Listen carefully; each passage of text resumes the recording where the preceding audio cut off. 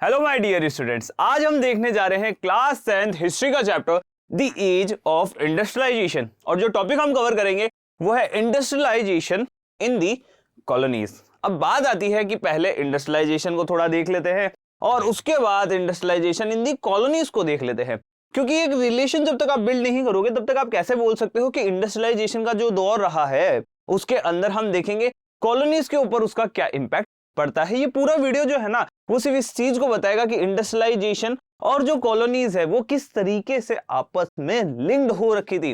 पर इसको समझने से पहले कुछ बच्चे ऐसे भी होंगे जिन्होंने पहले के वीडियोस नहीं देखे होंगे, डायरेक्ट इस वीडियो के ऊपर वो जंप कर रहे होंगे। तो सबसे पहले उनके लिए क्या जरूरी है, अगर कोई बच्चा जानता है तो वो समझ गया होगा कि क्या जरूरी है। सबसे पहले ये जानना जरूरी है हमारे लिए कि आखिर इंडस्ट्रियलाइजेशन होता क्या है, क्योंकि इंडस्ट्रियलाइजेशन एक बार क्लियर होगा तभी तो टॉपिक क्लियर होगा। तो सबसे पहले हम समझते हैं कि आखिर ये इंडस्ट्रियलाइजेशन क्या होता है। तो देखो बच्चा, सबसे पहले हम देखते हैं इंडस्ट्री प्लस लाइजेशन। इंडस्ट्री का मतलब होता है जो पहले काम ह्यूमन हैंड से हो रहा था वो मैकेनिकल हैंड या मैकेनिकल लेबर से अब होने वाला था। कहने का मतलब जो काम पहले ह्यूमंस कर रहे थे वही काम जो है अब मशीन करने वाली थी। फर्क क्या आएगा? तो फर्क यह आएगा कि इसका रिजल्ट ये होगा कि जो ह्यूमन प्रोडक्शन करता था, प्रोड्यूस करता था, वो बहुत ही ज्यादा लो होता था, प्रोडक्शन बहुत ज्यादा कम होता था।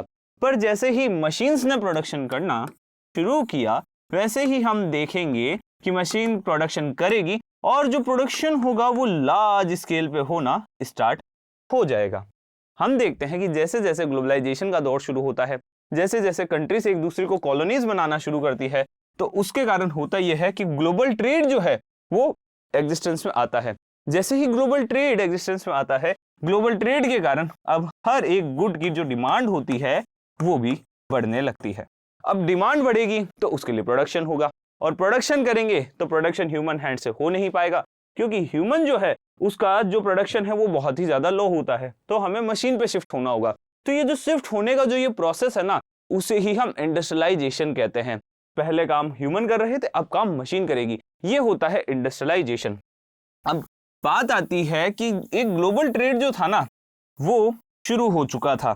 ग्लोबल ट्रेड की जो डिमांड थी वो कुछ ऐसी थी कि उसे ज्यादा से ज्यादा गुड्स की रिक्वायरमेंट रहती थी। अब बात आती है कि कॉलोनीज का इसमें क्या रोल होता है। पहले कॉलोनीज को समझते हैं, कॉलोनीज होता क्या है। देखो, हमने ये देखा है कि हिस्ट्री में ज्यादा से ज्यादा एक जो एरिया होता था, जो एक टेरिटरी होता था, जो छोटा मोटा एम्पायर होता था, वो ये चाहता था कि मैं दूसरे एम्पायर्स या दूसरे बंदे की जो टेरिटरी है ना उसे मैं अपने कब्जे में ले लूं, मैं उसे ऑक्यूपाई कर लूं। क्यों कर लूं? क्योंकि इससे मुझे पावर मिलेगी, मेरा जो एरिया है वो बढ़ता जाएगा बढ़ता जाएगा। तो इसका मतलब क्या है, मुझे टेरिटोरियल एक्सपेंशन करना पड़ेगा, और टेरिटोरियल एक्सपेंशन से मेरे पास पावर बढ़ेगी, मेरे पास एरिया बढ़ेगा, मेरे पास रिसोर्सेज बढ़ेंगे। तो इसके कारण कई सारे जो छोटे छोटे एम्पायर या बड़े बड़े एम्पायर हुआ करते थे वो दूसरे जो छोटे छोटे एम्पायर से या छोटे छोटे एरिया से उनको अपने रूल के अंडर लाने की कोशिश करते थे।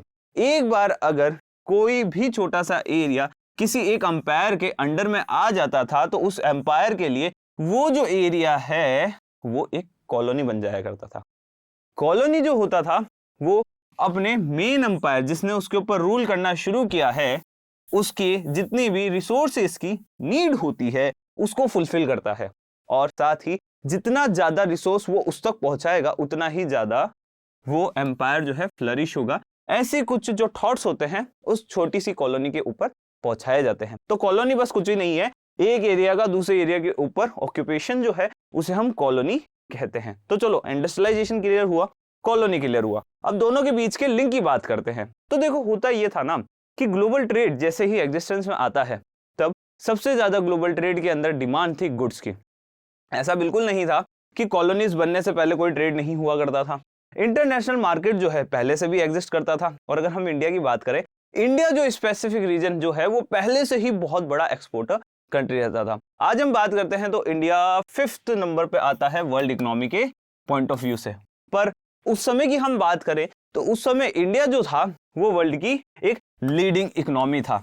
वर्ल्ड की लीडिंग इकोनॉमी का मतलब यही था कि इंडिया के अंदर बहुत ज्यादा प्रोडक्शन होता था। इंडिया से लोग जो थे वो बहुत ज्यादा प्रोड्यूस को एक्सपोर्ट कराया करते थे, जिससे इंडिया का जो ट्रेड था वो फ्लरिश होता जा रहा था।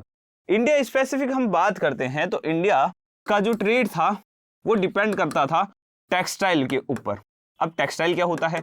टेक्सटाइल का मतलब होता है कपड़ा, कपड़े का मतलब क्या होता है? क्लोथ, जो हम पहनते हैं। इन चीजों का सबसे ज्यादा एक्सपोर्ट किया जाता था। टेक्सटाइल के कारण इंडिया का जो एक्सपोर्ट था वो बहुत ज्यादा बढ़ चुका था। अब पहले हम बात करेंगे इंडियन टेक्सटाइल के बारे में, उसके बाद हम बात करेंगे कि इंडस्ट्रियलाइजेशन का इंडियन टेक्सटाइल के ऊपर क्या इंपैक्ट पड़ता है, इंडियन सिनेरियो किस तरीके से चेंज होता है इंडस्ट्रियलाइजेशन के कारण। तो इसके लिए हम देखने वाले हैं आज the age of Indian textile. तो एज ऑफ हमने क्या देखा? द एज ऑफ इंडस्ट्रियलाइजेशन देखा था, इंडस्ट्रियलाइजेशन इन दी कॉलोनीज देखा था। अब इंडस्ट्रियलाइजेशन इन दी कॉलोनीज ये टॉपिक यहां क्यों है? तो देखो बच्चों, हम क्या देखते हैं कि ब्रिटेन जो था वहां पे इंडस्ट्रियलाइजेशन आया था और इंडिया जो था ब्रिटेन की एक कॉलोनी था। तो अगर वहां पे कुछ भी चल रहा होगा ब्रिटेन में तो उसका इंपैक्ट इंडिया के ऊपर भी तो पड़ेगा ना। तो बस वो जो इंपैक्ट है उसकी बात करनी है आज के हमारे इस टॉपिक के अंदर। अब हम देखेंगे एज ऑफ इंडस्ट्रियलाइजेशन के अंदर इंडस्ट्रियलाइजेशन इन दी कॉलोनीज, और कॉलोनीज का एक अच्छा एग्जांपल है इंडियन टेक्सटाइल या फिर इंडिया।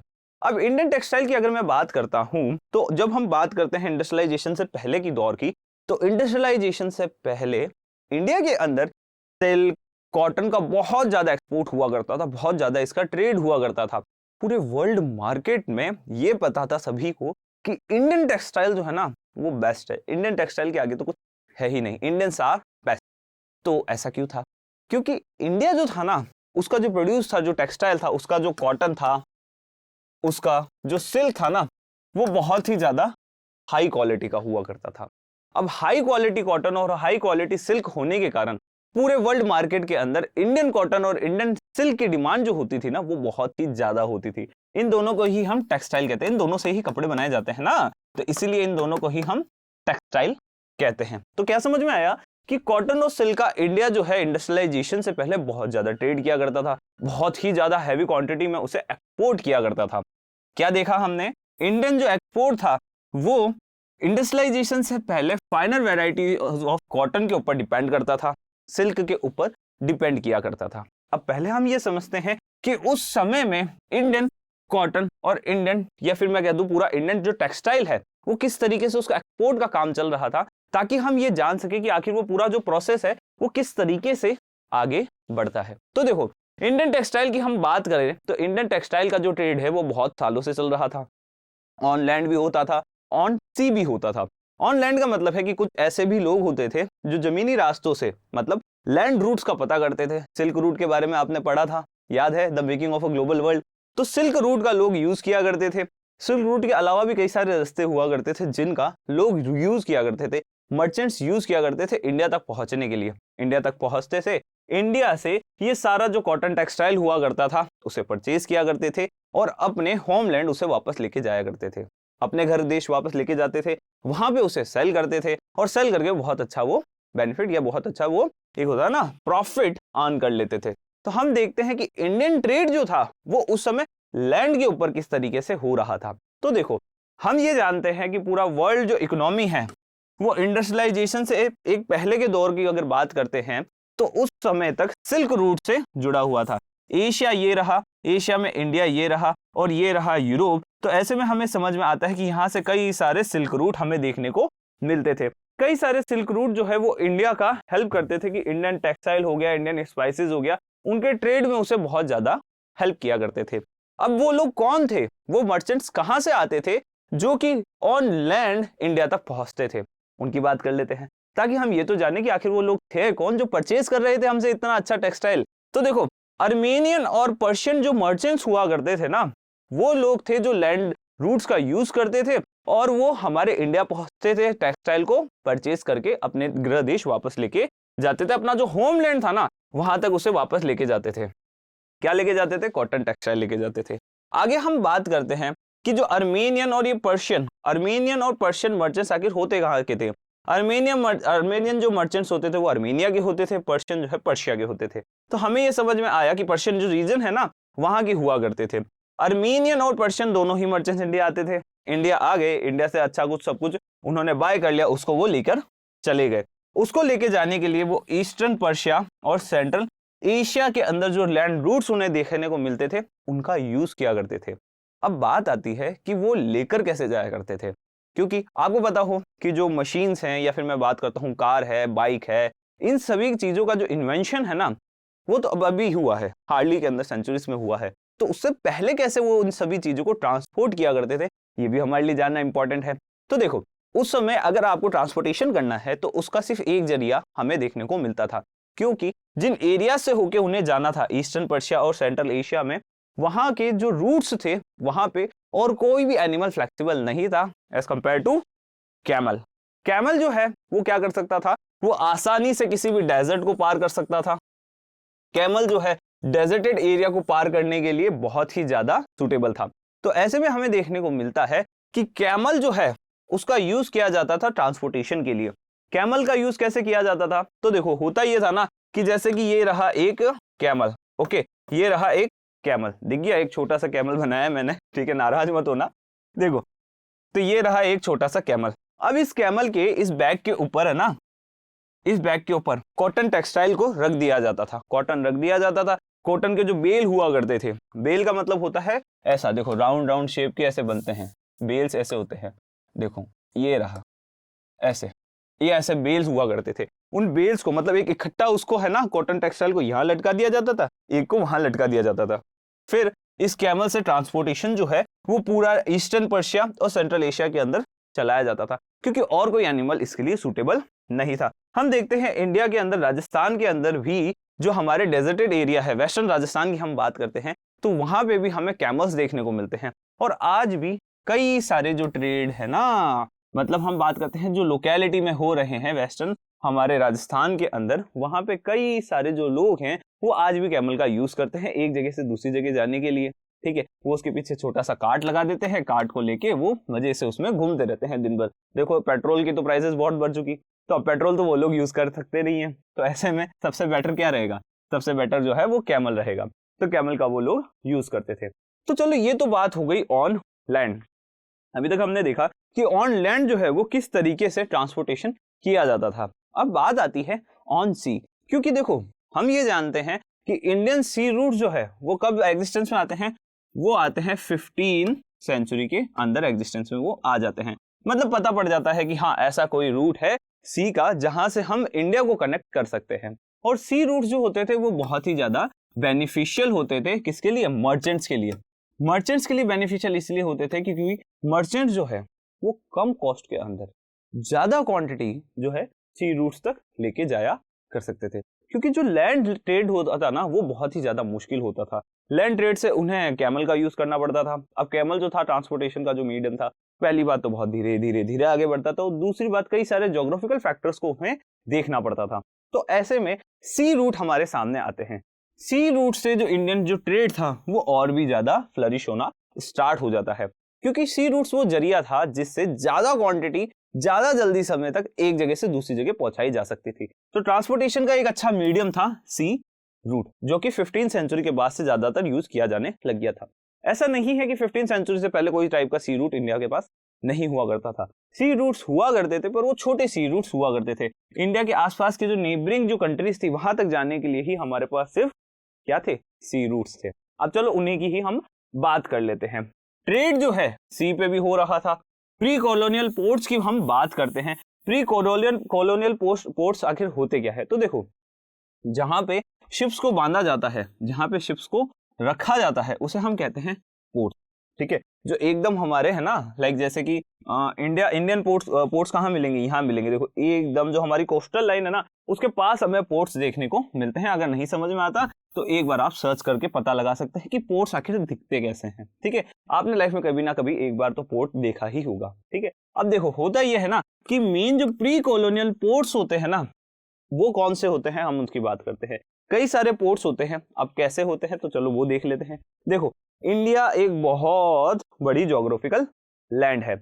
इंडिया का लगभग 7000 किलोमीटर की कोस्टल लाइन है, ठीक है। अब ये थोड़ा एक्स्ट्रा फैक्ट है, ओके ये याद रखना। इंडिया की 7000 किलोमीटर के आसपास की एक कोस्टल लाइन हमें देखने को मिलती है। अब इस कोस्टल लाइन के अंदर हम ये देखते हैं कि लगभग एक जो है ना, यहां से यहां से यहां से यहां से यहां से कहीं से भी ट्रेड किया जा सकता था। तो सबसे पहले हम उन पोर्ट्स की बात करते हैं जो हमें वेस्टर्न साइड देखने को मिलते हैं। तो हम वेस्टर्न पोर्ट्स की अगर बात करें तो वेस्टर्न पोर्ट्स के अंदर सबसे ज्यादा जो ट्रेड हुआ करता था वो हुआ करता था सूरत के पोर्ट से। किस पोर्ट से? सूरत पोर्ट से। अब सूरत कहाँ है? सूरत गुजरात में है। सूरत से बहुत ज्यादा ट्रेड हुआ करता था। अब जो सूरत में हमें देखने को मिलता है पोर्ट, उसका ट्रेड जाया कहाँ करता था, मतलब जो वहां से ट्रेड हो रहा है वो कहां से कहां तक का एक सफर तय किया करता था। तो उसमें हम ये देखते हैं कि सूरत जो है ना, वो जो मिडल ईस्ट है, जो आसपास की मिडल ईस्ट कंट्रीज थी, गल्फ कंट्रीज थी, जो रेड सी पोर्ट से वहां तक ट्रेड करवाया जाता था। मतलब यहाँ से जो सूरत पोर्ट है वहां से लेके जाते थे गुड्स को, और उसको कहां तक लेके जाया करते थे? तो गल्फ और रेड सी के अंदर जो भी पोर्ट्स है, मतलब जो भी वहां पे छोटी छोटी कंट्रीज, छोटे छोटे एम्पायर हुआ करते थे उस टाइम के, वहां तक पहुंचाया करते थे गुड्स को। तो हमने क्या देखा कि ऑन सी भी ट्रेड चल रहा था। अगर हम बात करें तो वेस्टर्न इंडिया, मतलब western coastal part of India के अंदर सूरत एक ऐसा इंपॉर्टेंट पोर्ट था जहां से ट्रेड चल रहा था। याद रखना, क्योंकि ये सूरत वाला जो एग्जांपल है वो हम आगे भी वापस कोट करने वाले हैं, ठीक है। आगे हम बात करते हैं कि चलो एक पोर्ट सूरत की तो बात हो चुकी, अब दूसरे साइड चलते हैं। दूसरा साइड मतलब इंडिया के ईस्टर्न साइड, ये दिख रहा है, यहाँ की बात हो रही है, इंडियन के ईस्टर्न साइड की बात हो रही है। इसे हम कोरोमंडल कहते थे। देखो ये यहाँ से यहाँ तक का ये जो एरिया है ना, उसे हम कोरोमंडल कहते थे। अब कोरोमंडल हम इसे कह रहे हैं, कोरोमंडल पोर्ट की बात करते हैं। कोरोमंडल में कई सारे पोर्ट थे, सबसे ज्यादा इंपॉर्टेंट जो पोर्ट था वो था मुसलीपट्टम। कौन सा पोर्ट था? मुसलीपट्टम। तो सबसे इंपॉर्टेंट था मुसलीपट्टम, जो कि हमें कोरोमंडल पोर्ट, कोरोमंडल जो हमारा है कोस्टल लाइन, वहां पे हमें देखने को मिलता था। एक हुगली में भी हमें अच्छा पोर्ट देखने को मिलता था। हुगली जो है वो आज के बंगाल में हमें देखने को मिलता है। आज के बंगाल में हमें हुगली देखने को मिलता है और हुगली से भी अच्छा खासा ट्रेड चलता था। अब हुगली और मछलीपट्टनम का जो गुड्स होता था, जो ट्रेड होता था, वो आखिर जाता कहाँ था? तो देखो, जो हमें मछलीपट्टनम और हुगली से ट्रेड होता हुआ दिखता था वो जाता था साउथ ईस्ट या फिर एशियन पोस्ट तक। अब क्या है ना, ये देखो, ये इंडिया है, ठीक है। इंडिया जो है खुद एक साउथ ईस्ट नेशन है। अब इंडिया के इस साइड में जितनी भी छोटी छोटी कंट्रीज है ना, वो भी सारे क्या है? साउथ ईस्ट है। साउथ ईस्ट अगर नहीं समझ में आता, एक बार वर्ल्ड मैप देखना, वर्ल्ड मैप निकालना, वर्ल्ड मैप के अंदर समझ में आ जाएगा। देखो और कुछ भी नहीं होता, इंडिया जो है एशिया के साउथ में है। इंडिया जो है एशिया के साउथ में है। देखो ऐसा कुछ एशिया है, देखो एक बार समझा देते हैं, बार बार टेंशन नहीं होनी चाहिए। देखो लेट सपोज आप मान लो कि ये क्या है? ये एशिया है। ये क्या है? एशिया है। एशिया के इस पार्ट के ऊपर इंडिया है। क्या है? इंडिया है। तो अब देखो, ऊपर जो है वो है क्या? नॉर्थ। नीचे जो है वो क्या है? साउथ। ये रहा साउथ। साउथ में भी साउथ ईस्ट की बात की जा रही है, मतलब साउथ जाना है और साउथ से थोड़ा ईस्ट की साइड मूव कर जाना है, मतलब कहीं इस एरिया की बात की जा रही है। तो लगभग जो ये एरिया के अंदर जो कंट्रीज आती है ना, इंडिया के इस एरिया में, इंडिया यहाँ है, इंडिया के ईस्ट साइड में हम बात करें तो ये जो एरिया है उसके अंदर जो भी छोटी छोटी कंट्रीज आती है उसे हम साउथ ईस्ट नेशन या साउथ ईस्ट कंट्रीज कहते हैं। तो साउथ ईस्ट कंट्रीज तक यहाँ से तो हमारा ट्रेड चलता था, यहाँ से साउथ ईस्ट कंट्रीज तक ट्रेड को लेके जाया जाता था। वहां पे जो पोर्ट्स बनते थे, वहां पे जो छोटे मोटे एम्पायर थे, वहां तक ट्रेड लेकर चलाया जा रहा था। चलो ठीक है, अब ये तो समझ में आ गया होगा, पोर्ट्स का रोल आपको समझ में आ गया होगा।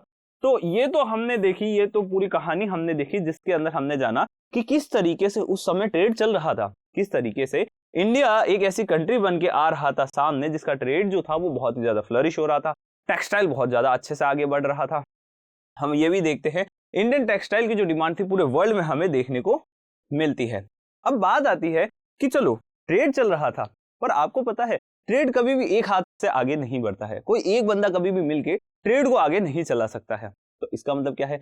कई सारे पर्सन्स को एक साथ आना होगा, एक साथ मिलके उन्हें ट्रेड को आगे चलाना होगा।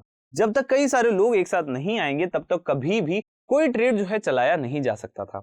अब क्यों? तो उसकी हम बात कर लेते हैं। तो देखो, एक ज्योग्राफिकल लैंड है इंडिया, एक ज्योग्राफिकल लैंड है। उस ज्योग्राफिकल लैंड के अंदर कई सारे प्रोड्यूस हमें देखने को मिलते हैं, पर अब जरूरी तो नहीं है ना कि हर एक प्रोड्यूस जो है कोस्टल लाइन के पास में ही बनता होगा। कुछ ऐसे प्रोड्यूस भी तो होंगे जो एकदम सेंटर ऑफ इंडिया में बन रहे होंगे, कुछ ऐसे प्रोड्यूसर्स भी तो होंगे जो यहाँ बन रहे होंगे, कुछ हमारे राजस्थान में बन रहे होंगे, कुछ बिहार के साइड में बन रहे होंगे। अब इन सबको यहाँ से पोर्ट तक लेके जाना है, इन सभी को पोर्ट्स तक लेके जाना है, तो ये तो बहुत लंबा काम है। अब ऐसा तो हो नहीं सकता था कि जो एक लोकल प्रोड्यूसर होता था वो लोकल प्रोड्यूसर खुद से इतनी दूरी तय करता, फिर अपने प्रोड्यूस को लेके जाता, फिर उसे सेल करता। ये सब चीजें पॉसिबल नहीं थी। अब हम बात करते हैं मिडल मैन की, कि आखिर जो मिडल मैन था, मतलब जो बीच में काम करने वाले लोग थे वो कौन कौन थे। तो वो थे इंडियन मर्चेंट्स और बैंकर्स। अब इंडियन मर्चेंट्स और बैंकर्स क्या किया करते थे, तो देखो साफ तौर पे हम ये देखते हैं कि इंटरनेशनल ट्रेड करना है, इंटरनेशनल ट्रेड करना है तो सी का जो रूट है वो सबसे ज्यादा अच्छा है।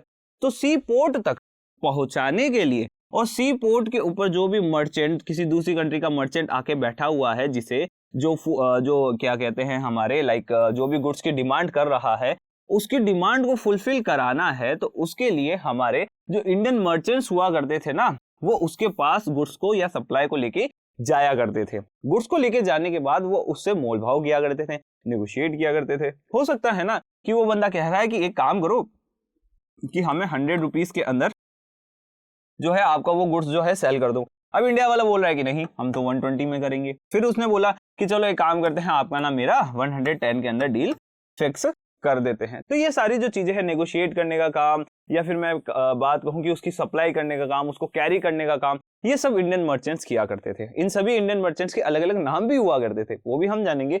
साथ ही बैंकर्स जो है, अब बैंकर क्या कर सकता है, बैंकर एक पूरे ट्रेड को फाइनेंस कर सकता है, पैसा दे सकता है। देखो कभी भी कोई काम है ना, जो कभी भी कोई काम या फिर कभी भी हम कोई ट्रेड देखते हैं, तो कोई ट्रेड जो है कभी भी इंडिविजुअली आगे नहीं बढ़ता है।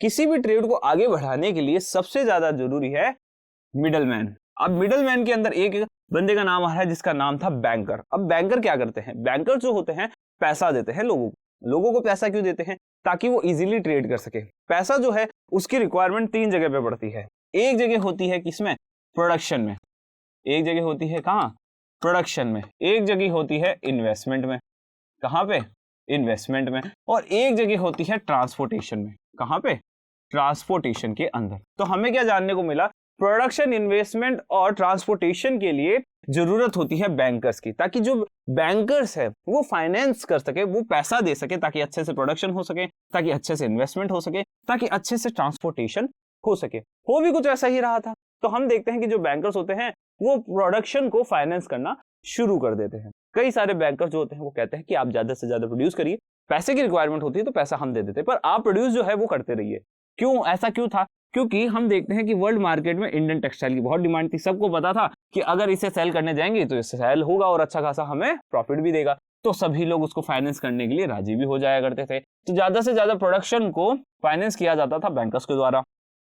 प्रोडक्शन हो चुका है, प्रोडक्शन होने के बाद, प्रोड्यूस बनने के बाद, अब जो कहानी आती है मर्चेंट्स की। मर्चेंट क्या किया करते थे ना, कि जैसे कि हमने देखा, यही देखा था ना हमने कि इंडिया है, इंडिया में यहाँ पे प्रोडक्शन हो रहा है, यहाँ से यहाँ तक ले जाने का काम, तो यहाँ से यहाँ तक ले जाने का काम अब करते थे मर्चेंट। तो वो क्या करते थे, जो गुड्स थे उनको कैरी करते थे, उन्हें वो पोर्ट्स तक लेकर जाया करते थे।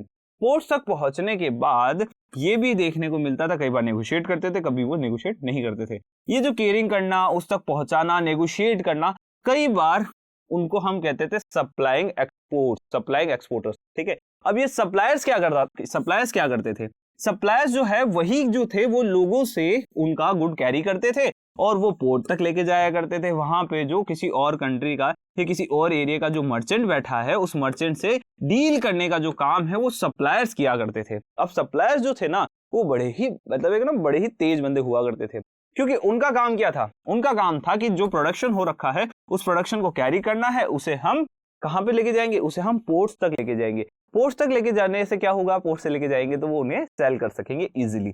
तो जो सप्लाइंग एक्सपोर्ट है, मतलब पूरी सप्लाई जो होती थी एक्सपोर्ट की, वो कौन किया करते थे, वो सप्लाई एक्सपोर्टर किया करते थे। तो वो कैसे किया करते थे कि वो अपने गुड्स को कैरी करते थे और वो पोर्ट तक लेकर जाया करते थे। तो एक सप्लायर का काम बहुत ही ज्यादा इंपॉर्टेंट होता था। सप्लायर काम कैसे करते थे, तो चलो देखते हैं।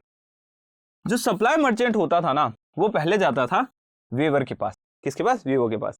वीवो क्या करता था कि वो अपने कॉटन यार्न को क्या बना देता था, एक टेक्सटाइल बना दिया करता था। टेक्सटाइल मतलब एक कपड़े का टुकड़ा बना दिया करता था।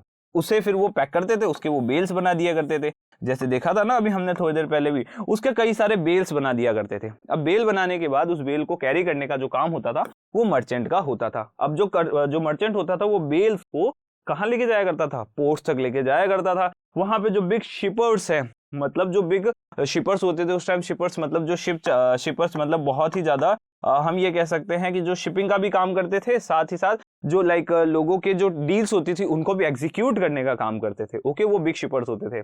बिग शिपर्स और जो एक्सपोर्ट मर्चेंट्स हुआ करते थे वो हमें पोर्ट पे देखने को मिल जाया करते थे। तो सप्लायर्स जो थे वो बिग शिपर्स और एक्सपोर्ट मर्चेंट से अच्छे से डील कर लिया करते थे कि देखो भाई हम तो इतने में ही देंगे आपको ये गुड़, अगर आपको चाहिए तो अच्छी बात है, नहीं चाहिए तो कोई बात नहीं, चलो आगे बढ़ो। तो ठीक है, यहां तक अब हमने कहानी देख ली है कि किस तरीके से इंडियन ट्रेड जो था वो उस समय हो रहा था। हमने ये भी जाना कि किस तरीके से इंडियन ट्रेड जो है वो फ्लरिश भी हो रहा था। हमने ये भी देखा कि इंडियन ट्रेड के लिए कौन कौन से फैक्टर्स जो थे वो हमें मिडलमैन बन के देखने को मिलते हैं। इंडियन ट्रेड जो था वो किन पोर्ट्स से कहां तक हो रहा था। अब शुरुआत होती है कहानी में एक नए ट्विस्ट की। बाय 1750 एक नया सिस्टम अब इंडिया के अंदर आने वाला था। इंडिया का जो पूरा ट्रेड अभी तक हमें देखने को मिल रहा था वो अब कंट्रोल में आता है ईस्ट इंडिया कंपनी के। मतलब ईस्ट इंडिया कंपनी अब पूरे इंडियन टेक्सटाइल जो ये ट्रेड हो रहा था इस ट्रेड को कंट्रोल करने वाली थी। अब वो कंट्रोल कैसे करती है उसे हम जान लेते हैं ताकि हमारे लिए ये समझना आसान हो सके कि किस तरीके से एक जो हम ये कहें कि एक जो यूरोपियन ईस्ट इंडिया कंपनी थी, ईस्ट इंडिया कंपनी ने हमारे पूरे इंडियन ट्रेड को हिलाकर रख दिया था। क्योंकि ईस्ट इंडिया कंपनी जो थी वो एक कंपनी थी और कंपनी क्या चाहती थी कि ज्यादा से ज्यादा जो बेनिफिट है, ज्यादा से ज्यादा जो प्रॉफिट है वो सिर्फ और सिर्फ एक कंपनी को ही हो। मतलब वेवर को कोई जो प्रोडक्शन कर रहा है उसे कोई बेनिफिट ना हो, जिसे वो लेके आ रहे हैं उसे भी कोई बेनिफिट हो ना हो, हमें जो है प्रॉफिट होना ही होना चाहिए। 1750 के अंदर हम ये देखते हैं कि जो इंडियन मर्चेंट्स का जो ये पूरा सिस्टम होता है, पूरा जो नेटवर्क होता है वो ब्रेक हो जाता है। ब्रेक होता है ईस्ट इंडिया कंपनी के आने से। कई सारी यूरोपियन कंपनीज जो है वो इंडिया आ जाती है ताकि ज्यादा से ज्यादा ट्रेड कर सके। अब ट्रेड करना अपनी जगह था, पर ट्रेड के साथ ट्रेड के ऊपर मोनोपोली बनाना वो अलग जगह था। अभी तक इंडियन मर्चेंट्स ने कभी भी मोनोपोली जो थी वो ट्रेड पे नहीं करी थी, पर अब जो था पहली बार ऐसा होने जा रहा था कि कोई एक कंपनी जो है जो किसी और कंट्री की है वो इंडिया में आती है और इंडिया में आने के बाद वो एक पूरे के पूरे ट्रेड को कंट्रोल करने वाली थी। अब बात आती है कि वो ट्रेड को कंट्रोल कैसे कर। तो देखो, हमें अगर ट्रेड के फैक्टर्स को कंट्रोल कर लिया, अगर हमने ट्रेड के फैक्टर्स को कंट्रोल कर लिया तो उससे होगा क्या? उससे ये होगा कि ट्रेड जो है पूरा का पूरा जो ट्रेड है वो आसान हो जाएगा। तो अगर ट्रेड को इजीली आप कंट्रोल कर सको तो आप पूरे ट्रेड को अच्छे से मोनोपोलाइज कर सकते हो। तो क्या होने लगा कि जो ईस्ट इंडिया कंपनी या मैं कहूं यूरोपियन कंपनीज थी, उन्होंने सबसे पहले पावर को गेन करना शुरू किया, पॉलिटिकल पावर उन्होंने गेन करनी शुरू करी। साथ ही साथ उन्होंने क्या किया, उन्होंने कई सारे जो कंसेशन है ना वो लोकल कोर्ट से लेना शुरू कर दिए। कई सारे कंसेशन, जैसे कि हम बात करते हैं कि देखो होता क्या था ना कि एक लाइक ईस्ट इंडिया कंपनी है या एक कोई भी यूरोपियन कंपनी है, वो क्या करती थी, उसे पता था कि उसे बल्क में ट्रेड करना है, तो वो क्या करती थी, उस एरिया का जो भी सबसे ज्यादा सुप्रीम पावर या फिर जो भी किंग होता था उसे डील कर लेती थी। देखो किंग भाई ये बात है, हम आपको ये कुछ दे देते हैं अमाउंट, आप खुश रहो। साथ ही वो वहां के जो कोर्ट्स हुआ करते थे उनसे भी बात कर लिया करते थे, देखो भाई कोर्ट वोट ऐसा ही करो कि भाई किंग के कंट्रोल में ही तो रहता था सब कुछ उस टाइम, कोर्ट वगैरह सब कुछ। तो जो लोकल कोर्ट्स होते थे ना वहां पे जाके वो लोग कंसेशन ले लिया करते थे। अब कंसेशन जो है जैसे ही उन्हें मिलते थे तो वो इंडियन मर्चेंट से कम कॉस्ट में काम कर सकते थे। मतलब उन्हें कंसेशन मिल जाते थे, कुछ उन्हें छूट मिल जाती थी, छूट मिलने के कारण अब वो इजीली ट्रेड भी कर सकते थे, एज वेल एज वो क्या कर सकते थे, इंडियन मर्चेंट को बीट भी कर सकते थे, उनको कंपीट भी कर सकते थे और कंपीट करके उन्हें वो हरा भी सकते थे। साथ ही उन्होंने मोनोपोली राइट्स भी जो थे वो ट्रेड पे ले लिए थे कि अगर इस ट्रेड के ऊपर, इस टेक्सटाइल के ऊपर अगर कोई ट्रेड करेगा तो वो होगी सिर्फ एक ईस्ट इंडिया कंपनी, उसके अलावा जो है कोई भी इस पूरी ट्रेड के ऊपर मोनोपोली नहीं रखेगा। अब ऐसा क्यों था? तो देखो हम देखते हैं कि कई सारी यूरोपियन कंपनीज आती है। ईस्ट इंडिया कंपनी जो थी वो एक ब्रिटिश कंपनी थी, पर उसके अलावा भी कई सारी फ्रेंच कंपनी थी, पोर्टुगीज कंपनीज होती है, कई सारी जो कंपनीज होती है वो इंडिया में आ जाती है। पर उसके कारण जो है ना हमारे ये जो ट्रेडर्स होते हैं वो डरते नहीं है, वो कहते हैं कि चलो ठीक है आ गए हैं कोई बात नहीं। पर अब जो है ना ईस्ट इंडिया कंपनी या कुछ उनमें से कंपनीज होती है जो कोर्ट से बात कर लेती है, कुछ कंसेशन ले लेती है और मोनोपोली ले लेती है कि ये जो दूसरी कंपनी है वो अब इस ट्रेड के अंदर पार्टिसिपेट नहीं करने वाली है। ट्रेड जो है वो सिर्फ कौन चलाएगा, ट्रेड जो है सिर्फ और सिर्फ हम आगे चलाने वाले हैं। इससे कंपनीज को भी बहुत ज्यादा फायदा हमें देखने को मिलता था। पर कंपनी को तो फायदा हो रहा था, पर इंडियन मार्केट जो था, इंडियन मार्केट के अंदर जो मर्चेंट्स थे वो अब फेल होते जा रहे थे, अब उनको ट्रेड करने का मौका नहीं मिल रहा था। तो बहुत ज्यादा प्रॉब्लम अब उनके जीवन में आने वाली थी। हम ये देखते हैं जैसे ही इंडियन मर्चेंट्स का नेटवर्क ब्रेक होता है, ठीक उसी टाइम में हम देखते हैं कि जो ओल्ड पोर्ट्स थे, सूरत वाले, हुगली वाले, मछलीपट्टनम वाले वो सारे के सारे डिक्लाइन करने लग जाते हैं, क्योंकि इंडियन मर्चेंट जो ट्रेड करते थे वो ओल्ड पोर्ट्स से किया करते थे।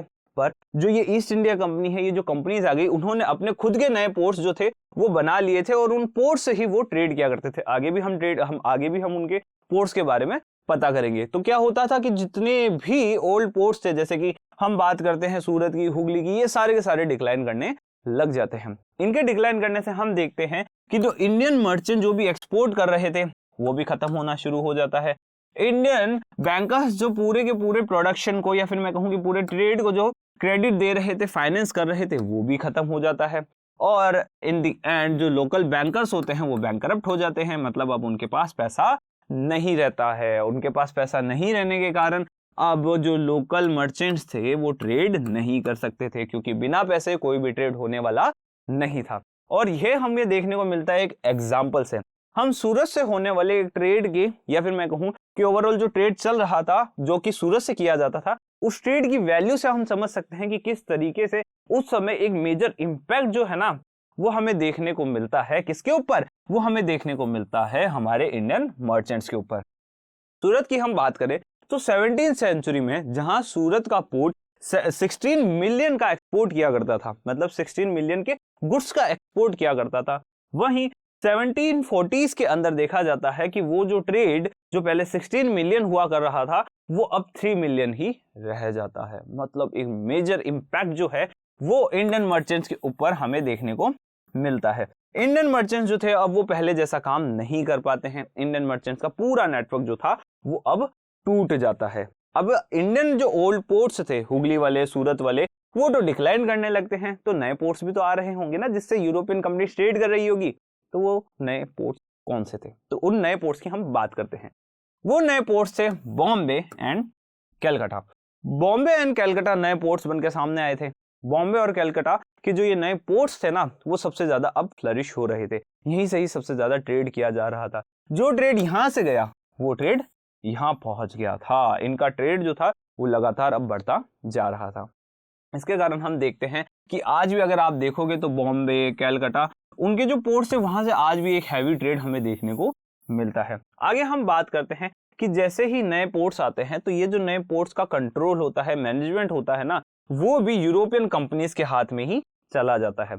अब यूरोपियन कंपनीज ही पूरे ट्रेड को कंट्रोल भी कर रही थी, यूरोपियन कंपनीज ही पूरे पोर्ट्स को भी कंट्रोल कर रही थी। साथ ही हम ये देखते हैं कि यूरोपियन कंपनीज जो कि पोर्ट्स को कंट्रोल कर रही थी, वही यूरोपियन शिप्स को भी कंट्रोल कर रही थी। मतलब उन्होंने क्या किया कि पूरा ट्रेड जो था वो मोनोपोलाइज कर लिया। कैसे मोनोपोलाइज किया? तो देखो, सबसे पहले उन्होंने डायरेक्ट जो है वेवर से कनेक्शन ले लिए। ठीक है, अब वेवर से कनेक्शन लेने के बाद उन्होंने क्या किया कि बीच में कोर्ट से कंसेशन ले लिए। कोर्ट से कंसेशन लेने के बाद उन्होंने अपने खुद के नए जो खुद के नए पोर्ट्स थे वो बना लिए। खुद के नए पोर्ट्स के बाद उन्होंने खुद के लिए जो शिप्स थे, कैरिंग शिप्स जो होते हैं, जो गुड्स लेके जा रहे थे, उन्हें भी एक्वायर कर लिया। तो इससे हमें क्या देखने को मिला कि पूरा जो ट्रेड होने वाला था अब इंटरनेशनल मार्केट के लिए, वो पूरा जो था वो यूरोपियन कंपनीज कंट्रोल कर रही थी। तो अब बात कर लेते हैं हम ओल्ड ट्रेडिंग हाउसेस का क्या हुआ। जो लोग पहले से इस ट्रेड के अंदर थे उन लोगों का क्या हुआ। तो देखो, अब ये तो क्लियर था कि अब पहले के जैसे काम नहीं किया जा सकता। अब अगर नए तरीके से काम करना है तो उसके लिए जरूरत थी कि नया जो सिस्टम आया है ना उसके अकॉर्डिंग काम किया जाए। तो नया सिस्टम कौन सा था? ये नया सिस्टम था यूरोपियन कंपनीज का। तो यूरोपियन कंपनीज का, या फिर मैं कहूँ यूरोपियन ट्रेडिंग कंपनीज का जो सिस्टम होता था, उसके अकॉर्डिंग अब ओल्ड ट्रेडिंग हाउसेस को अपने आप को शेप करना पड़ गया, ढलना पड़ गया। अगर कोई ओल्ड ट्रेडिंग हाउस नई यूरोपियन ट्रेडिंग कंपनीज के द्वारा जो शेप किया गया एक सिस्टम आ गया था, अगर उसमें शेप नहीं होता था वो पूरे मार्केट से आउट हो जाया करता था। और अगर कोई ओल्ड ट्रेडिंग हाउस नए यूरोपियन ट्रेडिंग कंपनीज के सिस्टम को एक्सेप्ट कर लेता था, उसके अकॉर्डिंग अपने आप की सारी एक्टिविटीज को शेप कर लेता था, तो वो एग्जिस्टेंस में बने रहता था। तो बच्चों, ये जो कहानी है ना, उससे हमें जानने को मिलता है कि किस तरीके से इंडियन जो पूरा ट्रेड हुआ करता था वो चलता था। इंडियन पोर्ट्स कौन कौन से हुआ करते थे, इंडियन पोर्ट्स किस तरीके से काम कर रहे थे, वहां से किस तरीके से ट्रेड चल रहा था, इंडियन जो पूरा सिस्टम चल रहा है, पूरा सिनारियो चल रहा था, उसमें कैसे ट्रेड आगे फ्लरिश होता है, या फिर मैं कहूं कि कैसे ट्रेड जो था वो कंट्रोल हो रहा था यूरोपियन कंपनीज के थ्रू। अब ऐसे में हम पूरा समझ चुके हैं कोई भी दिक्कत, कोई भी डाउट, कमेंट सेक्शन खुला है, कमेंट सेक्शन में बता सकते हैं। वीडियो अच्छा लगे तो लाइक करना, वीडियो बहुत अच्छा लगे तो एक प्यारा सा कमेंट कर देना। और ऐसे ही इंटरेस्टिंग वीडियोस चाहिए तो स्कोरशाला के ये जो एक सब्सक्राइब बटन दिख रहा है ना, उसको आप दबा भी सकते हो।